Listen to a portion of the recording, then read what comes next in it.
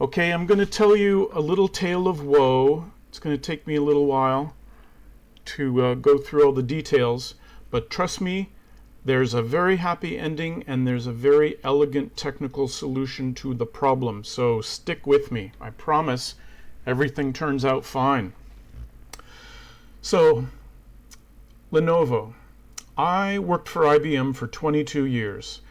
And when ThinkPads started rolling out through the company, I was right there with everybody else. I think I had 5 different ThinkPads through my career at IBM. And when I retired and I worked for a while at a solar power company, and then I decided I was retiring for good, I bought one of these, a ThinkPad X1 Carbon. Now, I don't know what generation it was. I bought it, I think, in 2013. And it was great. This thing literally went around the world with me. When I was in Morocco, I started having some vertical lines on it, but the rest of the display was fine. When I got home to Thailand, I ordered a replacement screen from China, swapped it in. You can see that in another video, and it worked great. After about another year, the display just failed. And so I just happened to be in America when it failed, so I ordered one of these, a ThinkPad P51s. And I ordered it from Newegg, which is a very popular online web store, pretty highly respected, I think, good prices. And here's the interesting thing. I ended up ordering it through a reseller called Deus PC, and they applied a Lenovo factory upgrade option.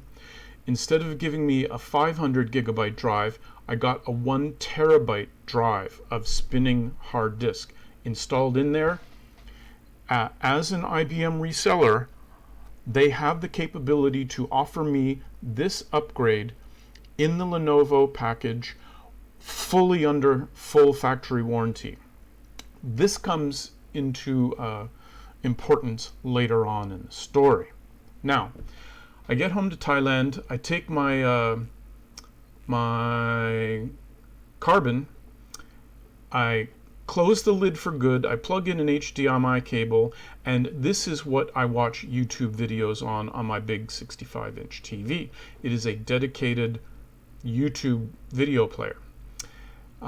The P51s I use as my everyday machine. I was doing 3D design on it, I was doing circuit board design, I was developing Android and Atmel microcontroller software.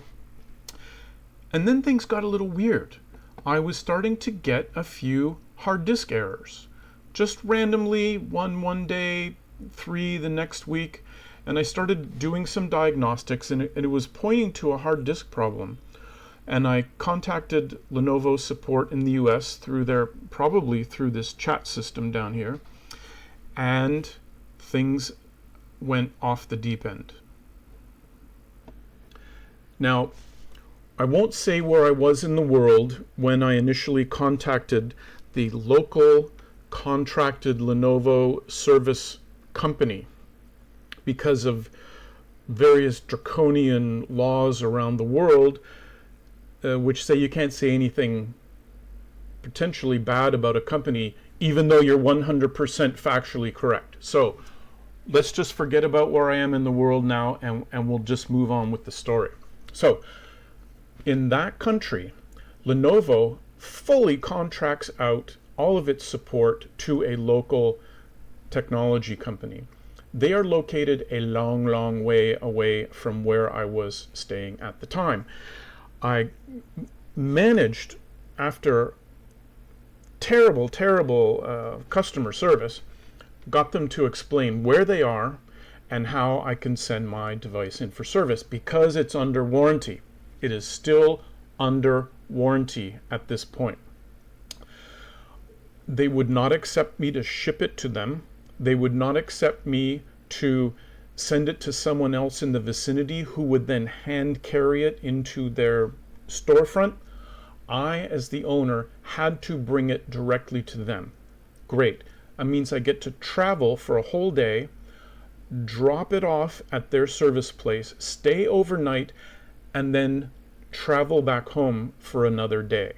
That's time and money, just because they will not accept a packaged in device. Now, they told me it could take a week or 2 weeks to even diagnose the problem. I'm like, fine, you guys figure it out and contact me when you're done. So no sooner do I get home than I get an email that, oh, yes, you have a problem with your hard disk. It will cost an outrageous amount of money, almost the full price of the unit to get it working again. And I said, well, screw that. I'm going to come and pick it up, and we'll have a chat about what warranty service means. So again, I take a full day to travel to where they are. I go to their storefront. They hand it to me, and like they try and shuffle me out of the office. And I say, no, this is under warranty. I want you to show me what's wrong. Obviously, someone diagnosed this. Show me what's wrong with the device. So they have a couple of technicians in a back room. They take the laptop to the back room. They bring it out again. The cover's off, and the lady comes out and points to the motherboard and shows me that the little tiny connector, it's about the size of a caterpillar, that's soldered onto the motherboard and has a small flat cable that goes to the hard disk. This connector has physically detached itself from the motherboard. Now, this is fully inside encased in the plastic case. There is nothing in the world that can cause damage to have one connector break off inside the motherboard, inside a sealed laptop.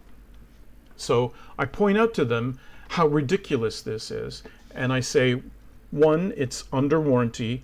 Two, this is obviously a manufacturing defect. It was not soldered correctly to the board in the first place. And for it to fail so quickly while it's still under warranty, it's not my problem. It's your problem. And you fix it now. And I was almost to the point where I was banging my fist on the table in frustration. They said, okay, mister, we talk with Lenovo. Come back. Or we'll call you, you come back. I'm like, all right. So I stayed in that location another night. The next day they call and say, come to the office. So I came down to the office. They showed me an email from Lenovo Service Management rejecting my claim for a warranty repair for this, because they said there's obviously user damage to this machine. I picked up the laptop and I showed them along the edge, all the way along the edge. Every edge of the outside machine is immaculate. This machine has never been dropped, it's never been banged, it's never been scratched. Everything on the outside of the case was perfect, showing no form of physical damage.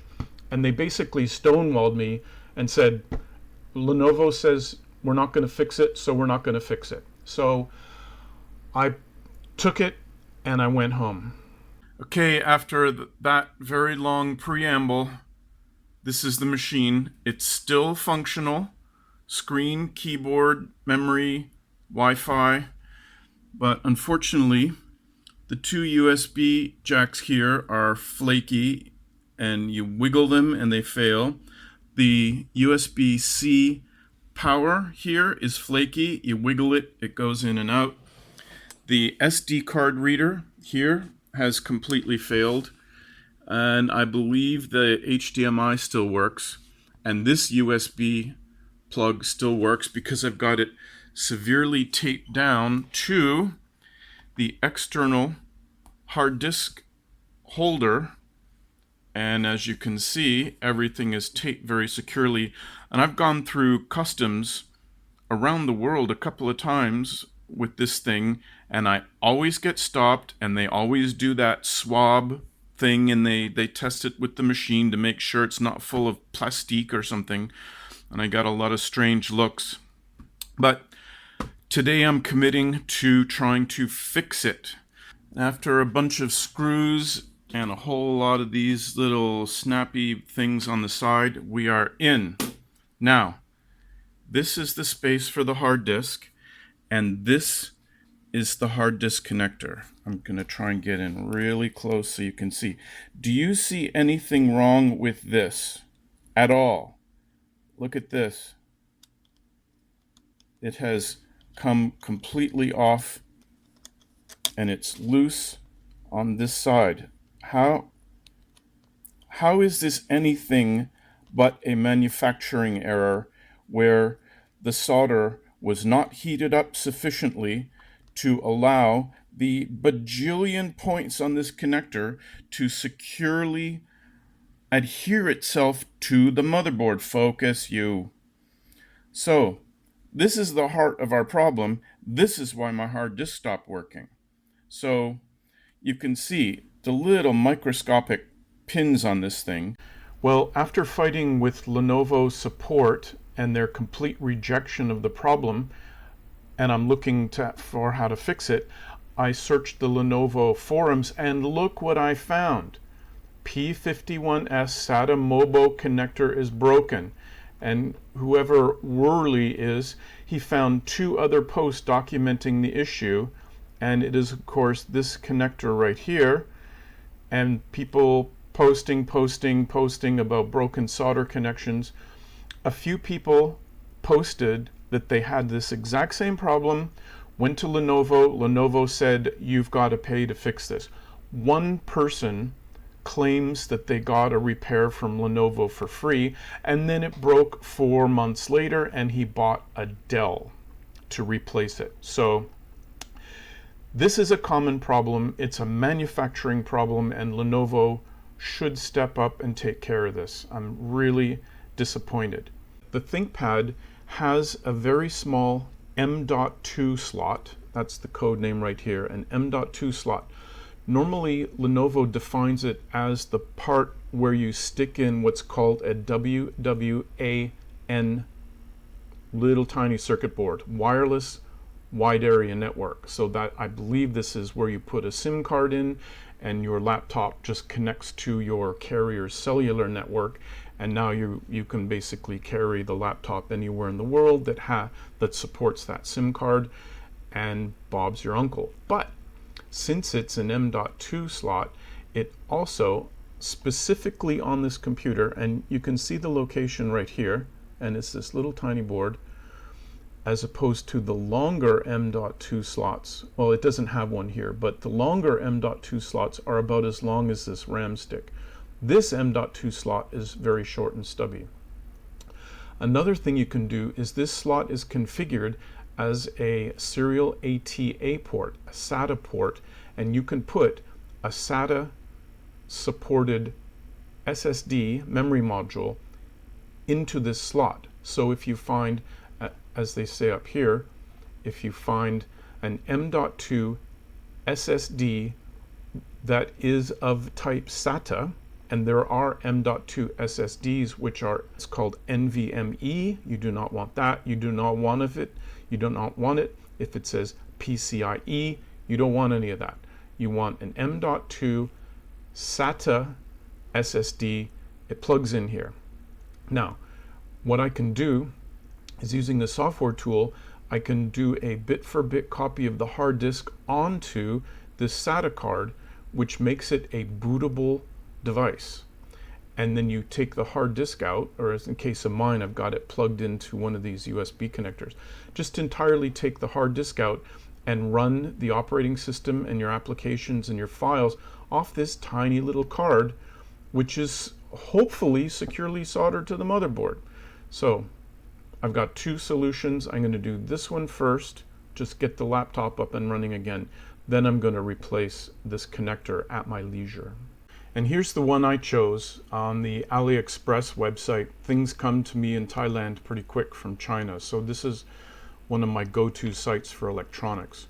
And it is the King Spec, good. And it's the King Spec factory store, which is good. If they're the manufacturer and they've got their own retail outlet on the AliExpress platform, then all the better. So it's an M.2 SSD, good, comes in several different capacities. It's the right size, and it has SATA in the name. So that's what we want. And it cost me $47.41 US. It wasn't particularly zippy shipping on this one, but it arrived and I'm happy with it. So let's check it out. And my card has arrived. Now, you can see this is clearly an M.2 SSD of capacity 512 gigabytes. That's great. That's half of what my hard disk has now, but this is more than enough for my needs for the laptop because everything else is stored on my RAID file server. Now, there's nothing here that says it's a SATA style versus an NVMe PCIe. That's a lot of acronyms. You've got to be super, super careful when you order your part because more than likely you're going to want to click on a PCIe because it's much more popular. Finding the SATA one is quite difficult. If we look at the specs, nothing on here says it's SATA except the product itself. If you look at this tiny, insanely tiny icon, says Serial ATA. So that tells me I did order the right one, they shipped me the right one, and if this works out, I could be back in business without a hard disk taped to the front of the laptop. Okay, once again, we're in the guts of her. This is the spot right here. This empty connector, that's the Wi-Fi, little Wi-Fi daughter board. This is the M.2 space where the WAN card goes, but you can also put our happy little SATA SSD. So let's give it a try. Well, that fit in pretty well physically. There is one key in the connector itself here, and it's got a little bit of a spring action. When you put it in, it's like this, and you put that screw in and it pulls it down quite nicely. So physically we're in. Let's see if we can see it as a device. Okay, I didn't plug my hard disk into the USB cable. I wanted to see what happens, and the BIOS recognizes it as an ATA hard disk named NT512. That's good. I'm happy. Now, let's plug the hard disk back in and boot up and see if Windows can see the device. Okay, so BIOS sees it, but Windows doesn't. So we have to go into the disk management subsystem to actually activate it and make it so Windows understands. Now, it looks a little weird because there's the drive. It's showing 476 gigabytes of useful space, but we can't do anything with it. And if you notice, there's this thing that says offline. The disk is offline because of policy set by an administrator. Now, I'm the administrator of this laptop, and I didn't set any policies. So if we click on this and we go online, hey, now we're online. I just reversed my own policy. Probably started war with North Korea. Now, we still cannot create a drive letter for this new disk. What we have to do is initialize it. So we click here and we say initialize disk, disk 0. We're going to make it an MBR, standard, and we click OK. Now we can create a simple volume. I'm going to make one disk of the entire size. We're going to call it drive D, fine, and we're going to go exFAT on the file system type, and we're going to use the default because Windows knows it's a big drive that's going to optimize that, and we're going to call this the M.2 SATA SSD. Good enough. It won't let me put a D on. All right, next. Specify a different label. Okay, probably doesn't like the dot, so we're going to go like that. There, finish. We now have a healthy drive D with no files in it. I can make a new file, and I can say, yay! And I now have files on my M.2 SATA SSD, which is plugged into the WAN jack in the back of the motherboard. Now all I need to do is get the operating system onto it. Now I've been following Christopher Barnett on YouTube for a long time. He's got his channel called Explaining Computers and a website explainingcomputers.com, and he does a lot of work with tiny computers like Raspberry Pis and Arduinos and all the little computers that are about the size of a deck of cards that you can do really incredible things with these days. And because of that, he's always copying operating systems around from one kind of disk format to another. So he's got this video called Drive Cloning and Imaging using Macrium Reflect 7 free edition. So I'm going to review this video and then use Macrium to clone from the spinning hard disk to the new SSD. We are now up and running with Macrium Reflect, and it's showing 2 disk partitions. It's a little disconcerting. This is the Windows one underneath. This is the drive C. It's a 1 terabyte drive, and I'm using 172 gigabytes of it. The new one, the NT512, is a 512 gigabyte drive. It is unformatted. So what I want to do is clone this drive to this drive. Now, Macrium gives you 2 options, cloning and imaging. Cloning makes a bit-for-bit copy of one drive onto another.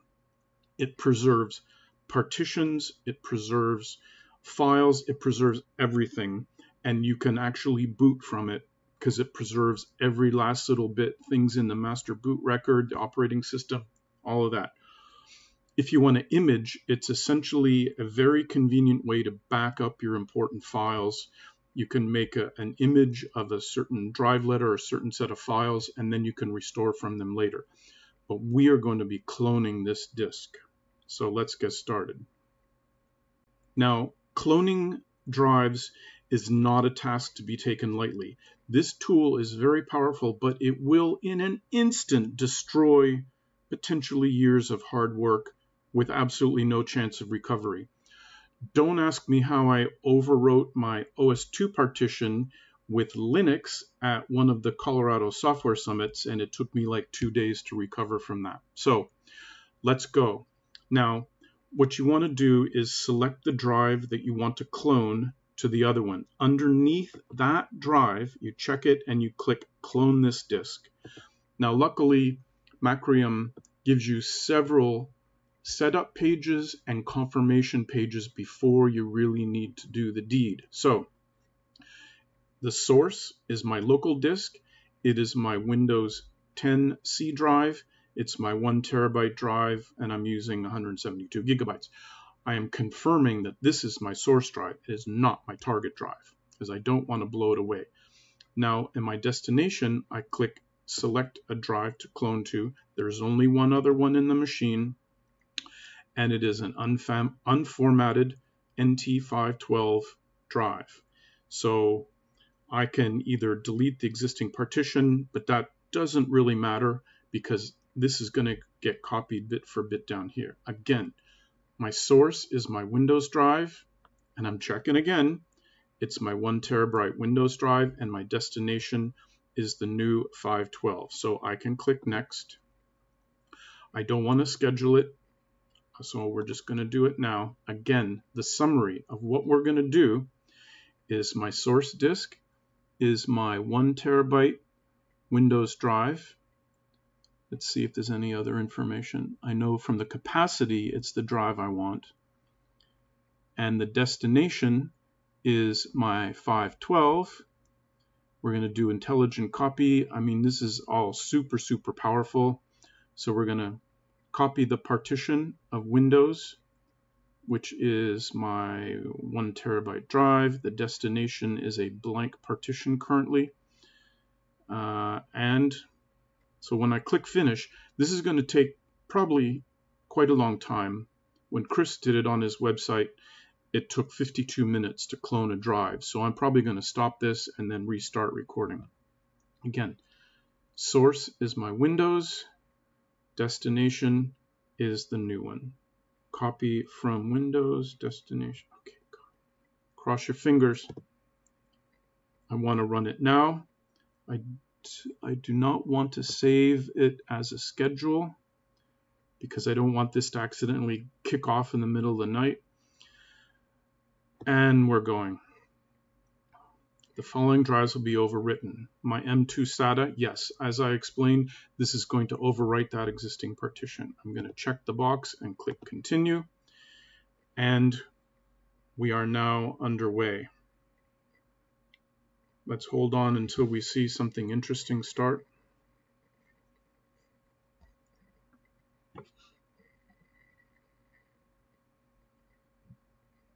And here we go. Again, source is my 1 terabyte drive, destination is the 512. And we're off to the races. And here we are, 3 hours and 4 minutes later. The copy is complete, 172 gigabytes. I had enough time to walk into town, have dinner, come back and watch half of the Santiago Formula E race. But now we're done. That is awesome. I'm so glad that I didn't have any errors.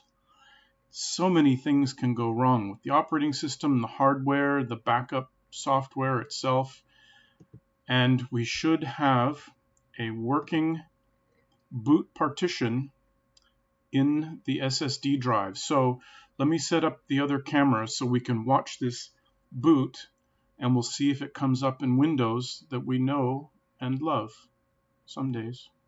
Okay, here we are, powered down. I unplugged the spinning hard disk, so we're going to boot off the SSD card.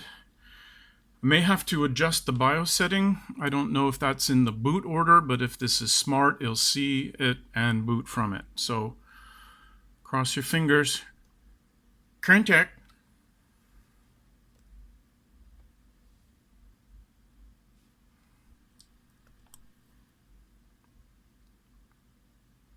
Windows.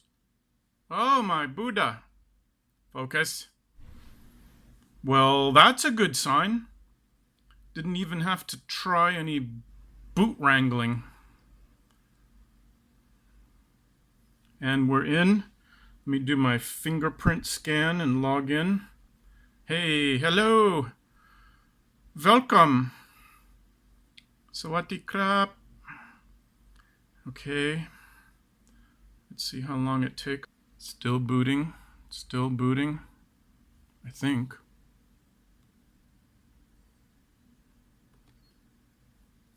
Sometimes Windows forgets to load my background image. So notice that up here, if you can't see it, the Macrium actually changed the name of the partition. Remember I named it something M.2 SSD.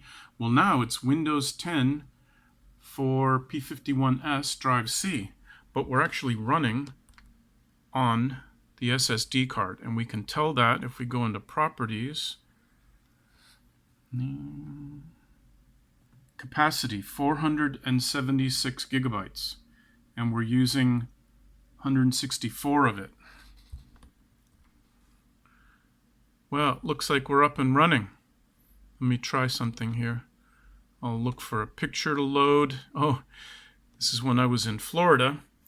Florida man in Burger King brings his own tire into Burger King to buy a Coke. That was awesome. That was a great day. Okay, well, it looks like this was a success. I am not using the spinning hard disk now. I can retire that. And I think I'm going to leave the gods of hardware as they are. When the new connector comes in for the motherboard, I think I'll wait a while and I'll decide if I want to try and replace that and then put that hard disk back in place so I end up with 1.5 terabytes of storage, which I definitely don't need. And if I do, I'll post another video. But as it stands, this is a good solution for people who have had that connector fail on their motherboard. So, big thumbs up. Spread the word that this is a possible way of fixing a broken P51s hard disk connector. Thanks and good night. Welcome people who stayed to the end of this exciting video. I just want to let you know I've had a bit of an epiphany about YouTube and it makes me sad.